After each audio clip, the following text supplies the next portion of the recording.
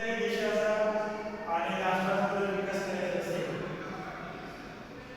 आणि त्या राष्ट्रातील अर्थव्यवस्थेचा अभ्यास करायचा असेल अशा वेळेस राष्ट्रीय उत्पन्नाचा विचार करावा लागतो.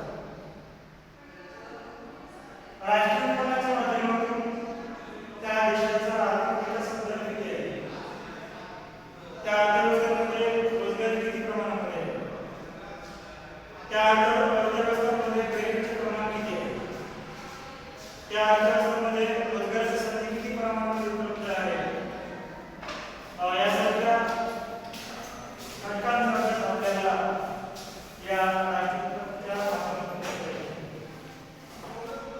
त्यानंतर मग राष्ट्रीय उत्पन्न म्हणजे काय? तर राष्ट्रीय उत्पन्न म्हणजे एका विशिष्ट कालावधीत देशात उत्पादित होणाऱ्या वस्तू आणि सेवांचे मुद्रेतील मूल्य.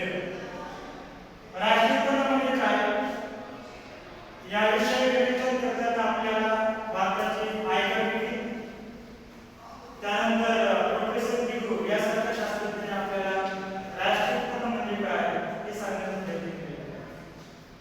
त्यानंतर बिगूच्या मध्ये एका विशिष्ट कालखंडात देशात उत्पादित होणाऱ्या वस्तू आणि सेवांचे मुद्रेतील मूल्य अशा प्रकारे व्याख्या आपल्याला बिगू यांनी सांगितली.